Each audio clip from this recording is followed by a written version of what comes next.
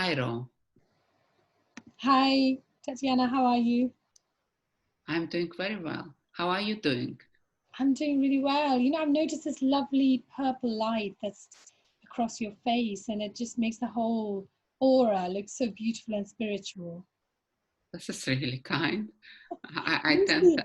I tend to switch off my self view to move away from uh, self orientation of ego, so I don't see it. Well, Wow, thank it's you. lovely. It's just kind of across your whole frame.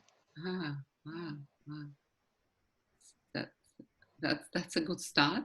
It's a good start. Definitely. So, Ro, thank you so much for being here with me today to have a controversial conversation and what it means to have a conversation about something which in your life has kind of both sides to it or multiple sides, some counterintuitive truth which you have experienced recently. So, because what I find that often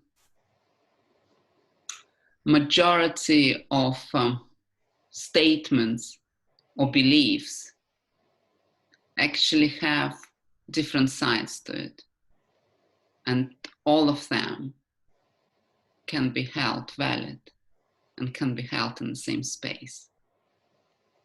When we become too attached to one, then we go into judgment, and judgment even of ourselves.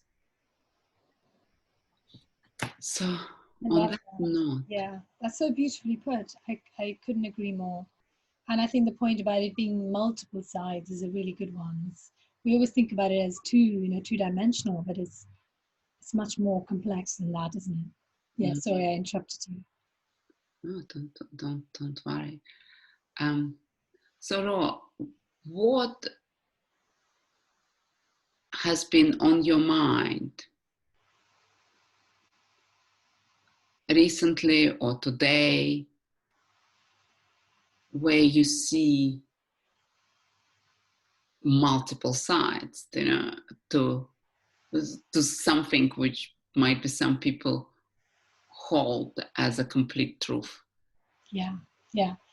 So I think the one that I really want to talk about with you today, and it's because you and I talked about this very briefly, many weeks ago when we first met, is about gratitude and the multiple sides that gratitude has. And I think it's a particularly interesting one because so many people talk about the importance of gratitude. There's many coaches who will tell you about keeping sort of gratitude journal, waking up every morning. I heard someone say that put down 11 things you're grateful for every single day, and I think that's all really, really brilliant, and I completely get the importance of gratitude.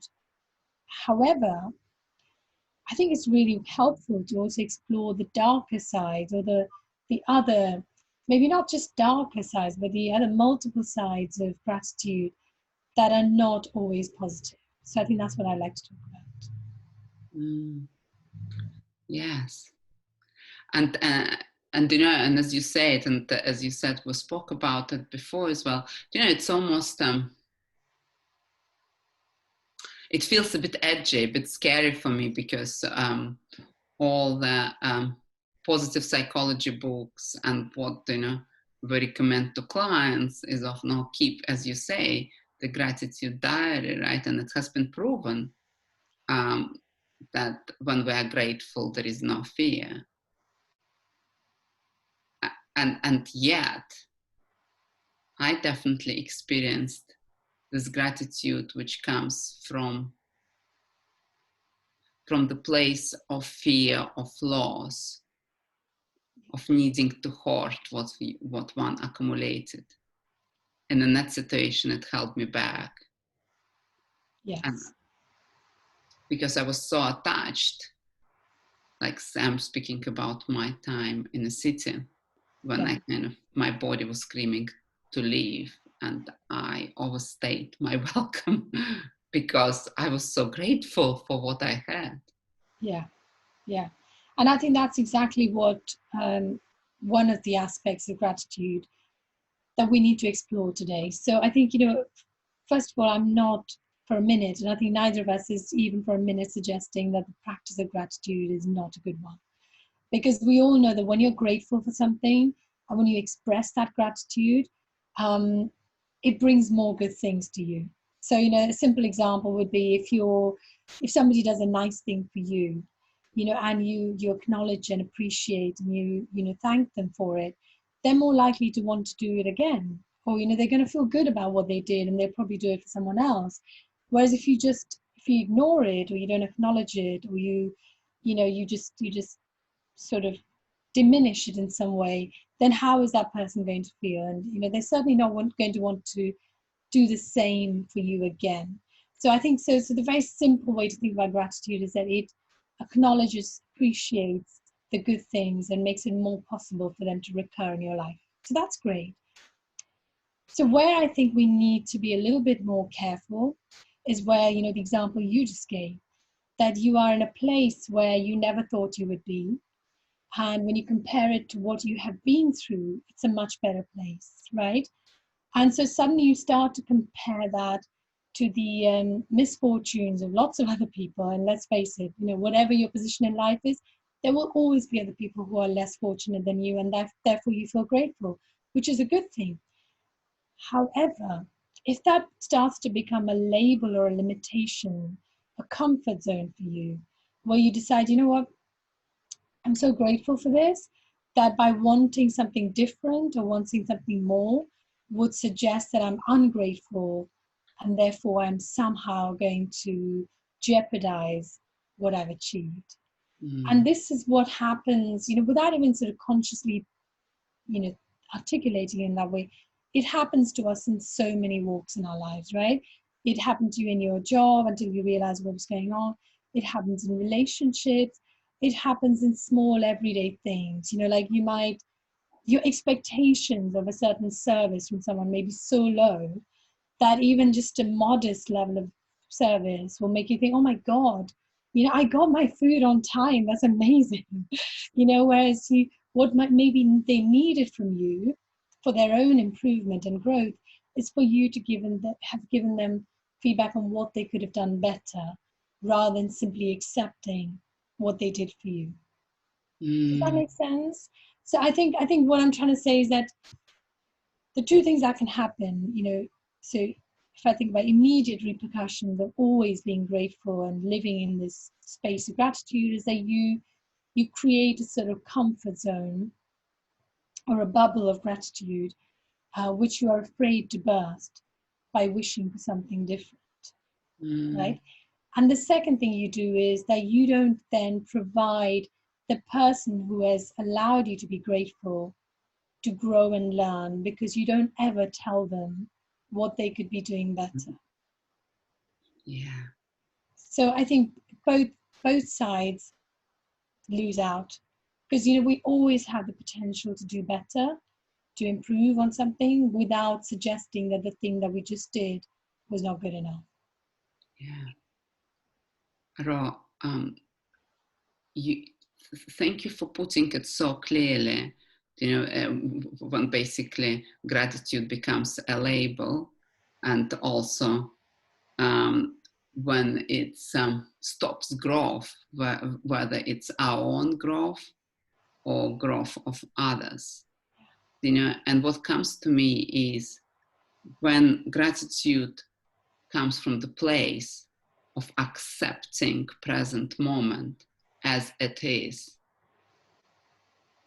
versus gratitude being driven by guilt of wanting to grow and develop, Yes. or guilt for being how we are, then it might be holding us back. Yes. I was speaking the other day to one client of mine, and she said, my friend gives me a present, and while I'm grateful, I feel guilty because I haven't done much for her. Mm. You know, and that's it's interesting how this, you know, positive act of kindness causes gratitude and guilt at the same time. So, and you know, I've been thinking, actually, what about being like grateful, really, you know, because the gratitude has this ability to call to have this oxytocin released in our body, which is happiness hormone. You know, what if we just stop for a second and just imagine the moment, you know, how it feels, you know, so that literally relate to this oxytocin. Yeah, yeah. I also think that sometimes gratitude becomes caught up in being very transactional. Like, you know, how do I express gratitude? So you do something really nice for me. And maybe you did it because really you're a nice person and you just did it because you wanted to. And you know, unbelievably, helping people actually makes people feel good. You know, people don't help others because they want something in return. You know, not all the time. I think sometimes, of course, if it's a business, then that's what you do. But sometimes, you know, you do something kind for someone because it makes you feel good. You know, you've given someone something of you, and you feel like your life has meaning.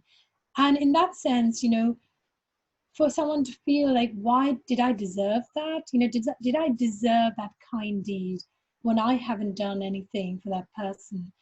Can sometimes, you know, translate into guilt. Like, you know, what should I be doing now in return for her kindness? And how do I repay this kindness? So I think we all face that. But I think, to take your point, take a step back and just think, what does this actually mean? And, you know, how do I feel as a result of this act of kindness?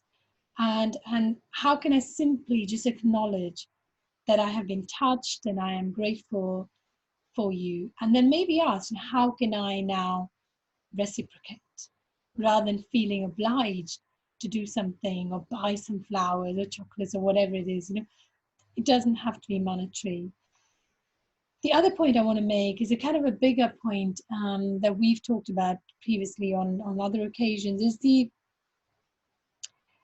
is a sense of, you know, when you want something more, it often comes from a place where you feel that you have a dream or you have an aspiration or a desire that has not yet been met.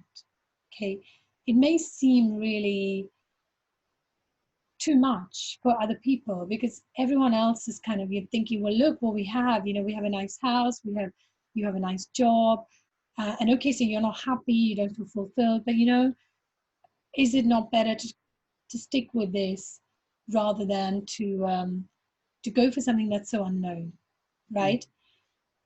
And the result is you end up dimming your light. You kind of, you know, decide that this desire for something that is unknown is too scary. It's making other people uncomfortable. You know, my light, when I try to shine it, is blinding other people. It's making them feel like I'm showing off or I'm like too much. And so I want to fit in because that's more comfortable right now. And so I see, you know, around us, people constantly dimming their light. They're constantly feeling that they're too much. And I think, you know, I know we're sort of veering off into a slightly, but this is the beauty of, you know, one topic, that it has like a little spider chart. It connects so many things. You know, people talk so much about not feeling good enough, like, you know, I'm not good enough. But equally, there are people who feel they're too much. You know, that, you know, if you genuinely allow your light to shine, people are going to think you're bossy, you're ambitious. And this is particularly true of women, right? You know, if women try to be their full, amazing self, you know, often other people feel threatened. Even other women, mostly other women, funnily enough, you know, are threatened by this. And so actually, we have been conditioned to live under the umbrella of gratitude in a place where we're hiding our light. Mm. And I think we need to become aware of it. I'm not suggesting that we should all immediately stand up and, blind everybody with our light. That's not what I'm saying. But I think it's the awareness that maybe you're just in an ecosystem where people are used to a dimmer light. It's the interesting thing, when a child is born, and this is true of animals as well, if they remain in darkness for the first, I can't remember how many years, the first few years of their life, they're never able to see. Wow, I didn't know that. Because what happens is the eyes, they have the ability to process light, right? And if they don't get the chance to do that, they lose the ability to do that. They become blind. And I think, in a way, this is what happens to us as human beings. And as children, we have this light and spontaneity, creativity, curiosity, all these things, we're relatively fearless. And society, for our own protection, obviously, and our families, constantly try and curb that, saying, don't do too much, don't show off, don't. And actually, unless we're so resilient and so aware and so kind of full of the light of this dream that we have and the possibilities that it brings, we will become like that child who loses his vision. Yeah. We won't be able to see that anymore, and we'll just be comfortable and live in our, comfort zone, the status quo forever and a day. Which is sad, isn't it? I think it's really sad. Yes, Ro. Yeah. I really feel how passionate you are about people not dimming their lights. Yeah. About people expressing who they are. And I love this analogy which you brought with a small baby. It's really important to remember.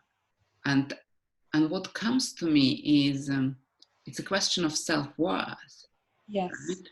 Right? We start, as you say, when the light gets dimmed, or like tall poppy syndrome, right? And we're so judgmental of ourselves. And then that's a place from where we become judgmental of others. Yes. So what comes to me is that when we are grateful for ourselves, for what we've created in life, then we actually internalize that experience. Yes. Yeah. I totally agree. And I think also self-worth is a complex thing, isn't it? Because how do you measure self-worth if you have nothing to measure it against? Because often, self-worth is connected with how other people see us.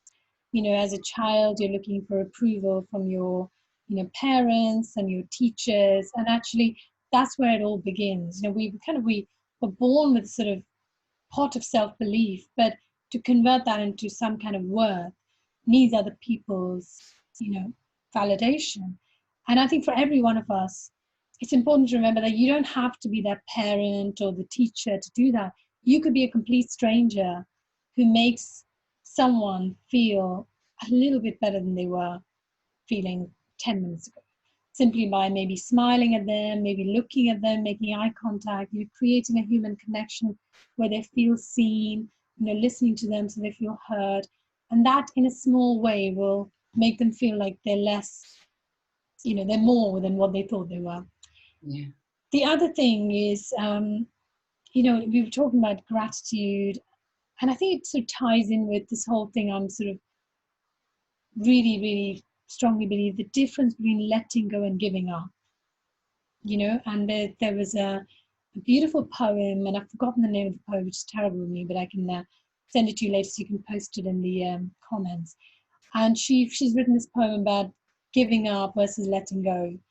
And I used it in one of my themes, around my Find Your Flow program.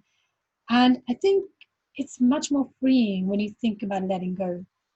So think about a relationship or a job or a place that you live in. Now, most people will look to move because they're unhappy or they're burnt out or something better has come up for them as a concrete job offer, right?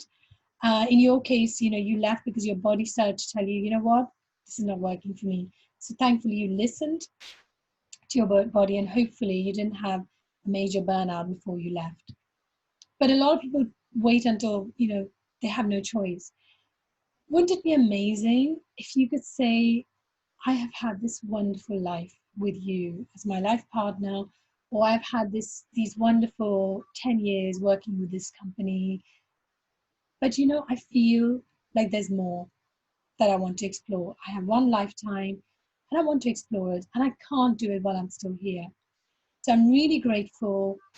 Thank you for everything you have taught me, and I now must go. And Yeah. that's letting go. And for them to allow you to go is letting go. So for either both parties to think, this is not me saying that I hate you now, or that, you're not enough. It's not that. I'm just saying that there's more for me, and I owe it to myself to explore that. And I think that's the other part of it, to give yourself permission to let go of things that are still okay. They may be better than okay, they may be good, they may be good enough, but you want something that's great. And you know that whatever that great thing is, it's out there somewhere, and you want to go and find it. You want to allow yourself the freedom to find it. Maybe it takes time, maybe you fail, maybe you come back. And I think that's the other important thing, is leave the door open. This person may want to leave because they think there's something better out there. If maybe they find that actually there isn't, that the thing they had was the best they could have, then do you have a big enough heart to say to them, okay, go, but if it doesn't work out, I'm here for you, you can come back. We need to do that with our children. I feel that a lot of parents get so caught up in their children's lives, they begin to plan what their children's future should be. And if the children dare to say, no, that's not my dream, they'll say, well, in that case, go, but just don't come back to me for help. And that is, to me, crushingly sad. Don't do that. Your children are not your property. They're not for you to control. They have their own destiny. They have their own lives. You can give them the tools, all the love and the education and the resilience. But at the end of the day, just let them go. They will come back to you. They will come back to you. If you let them go, they say, if you love someone, let's set them free. And if they're yours, they're going to come back. Same kind of thing. But not just for children, with everything. That's kind of my motto. Having said all of that, it's not easy, because people don't see it that way. If you want to walk out of a relationship, they see it as a betrayal. They see it as you not being grateful, that you don't love them anymore. It's very complex.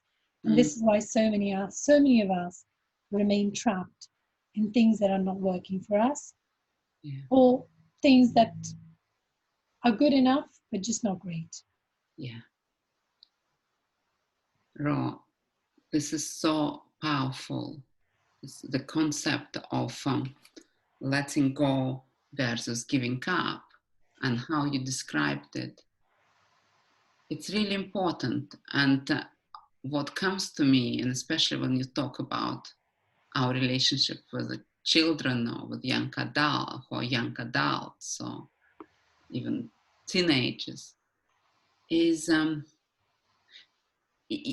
all connected to the sense of self-worth, because we're so conditioned to define our self-worth by what others think of us, and that comes through in education, it comes through in home life, where sticks or carrot approach. And as a result, when we define our self-worth by being external to us, then, even giving, we give from place of getting something back, or taking responsibility for how other people feel or how they should feel. Yes. And then when they don't feel how we want them to feel, or what we believe is right, we move into judgment mode, because that's what we do to ourselves. And it doesn't mean to offend people, it just means connecting with oneself. Because even, when you speak about, the gratitude. And, you know, and you said, oh, my body spoke to me, and for some other people might have not noticed it. Well, you know, it's because we stopped listening to our body. Do you know what I remembered when you were talking is, do you know also a pleasure in giving? Do you know, but actually focusing on the moment, how it feels inside ourselves. Because what I remembered is being like a young child in a primary school, and somebody says, oh, you have such a nice pencil. Could I have it?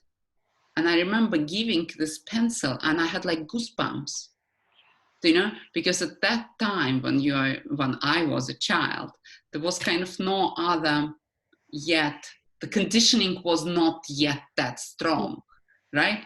So as a result, the sensation of those butterflies, it's kind of stayed with me, right?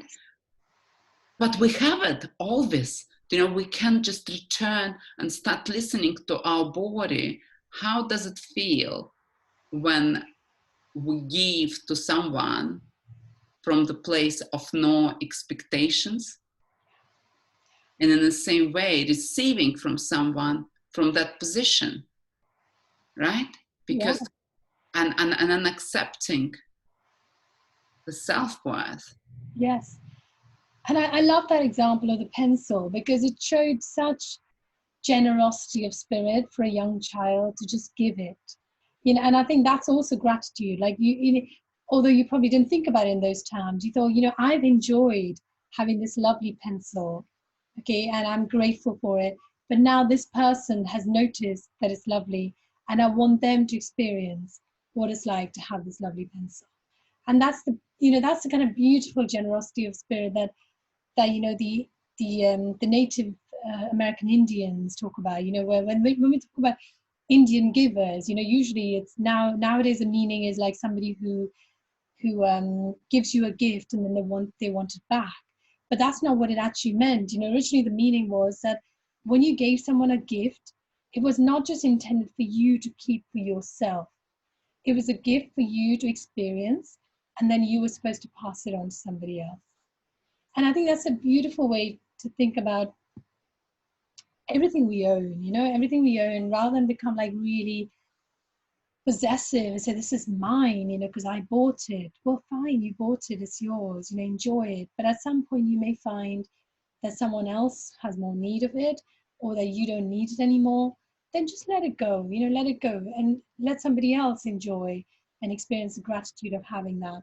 So I think that little anecdote of you as a child, I've got it in my head now, and it's just beautiful.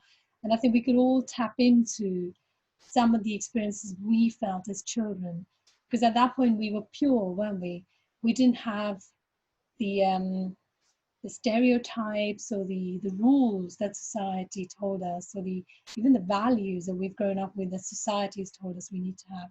And we were just pure, and we were experiencing everything in the moment. So yeah, if we can tap into that, I think we'd all be so much happier. Yeah. Ro, thank you. And you know how you said then this native Indian wisdom of having the gift just for the time, and that's what about every present moment, right? Yes. Because we are visitors here, right? And if we have if we manage somehow develop the attitude of gratitude for present moment and for ourselves, and also gratitude for growing, you know, and for the journey. And it is not simple, right? It's not simple. It's like, you know, it's a wonderful concept, but it's also accepting that it not always works. And when it doesn't work, even being grateful for the lesson, yes. Right? Yes. Because those lessons make us who we are, right? How do we know how it feels without knowing the other side? Couldn't agree more. And I think this is why it's so good to think about things in terms of light and shade, you know, because it's like the sun. Imagine if the sun was always shining. it would drive us mad. We would never really appreciate sunlight if it was always there. So we need night and shade. And this is why I agree with you. I think, the analogy of the present moment being a gift is a beautiful one. And I talk about this as, time is our most precious gift because it is dwindling, for us anyway. Our time on this earth is constantly dwindling. And if we can think about the present moment as a time in which we are creating both our past and our future, then we can literally take this simple but not easy concept of gratitude and say, okay, I'm so grateful I am alive today. And how can I make the most of this moment? Because tomorrow this is going to be my past. And I'm going to look back on it and either be grateful for it or maybe regret something I've done. But either way, to know that it will be a lesson. And that something good can come out of it if we choose it to. That's so beautiful, Ro. That's right. And and that's why there is the present is called present, right? The past is past. Yeah. Because the present is a gift. Yes. And you're right. So in the present moment, we create our future, but also, our present is impacted not only by our past, but also by what we think about our future. Yes. So it's like, gosh, Ro, I can be speaking to you forever. It's a fascinating topic, but yeah, it's been such a lovely conversation, and it's interesting that having these kind of conversations, I think, allows us both to articulate things that maybe are rattling around in our heads, but we've not really given them words, So it's really powerful, and I've really enjoyed it. Yeah, and I'm really grateful for you helping me to articulate those thoughts rattling around in the head, and also helping me to grow, So that's a wonderful gift, Ro. Thank you, and likewise, Tatiana. I think it's yeah, I'm really, really happy that we met, back in March, and I think it's been such a wonderful friendship, and just these kind of conversations help me get clear on so many things in my own life as well. So thank you. Thank you, and the story of the baby will stay with me as well, Ro. Ro, where people can find you? So they can find me on my well, I have a website, but I'm also on LinkedIn and Facebook. I have Instagram, but I'm probably too old for Insta, to be honest. So I don't post very often on Insta, so probably not the best place to look for me. So really LinkedIn and Facebook, two main places for me. Thank you, Ro, and I will put the connections. Lovely. Thank you so much, Tatiana. Thank you. Have a good day. And you have an amazing day. Bye. Bye.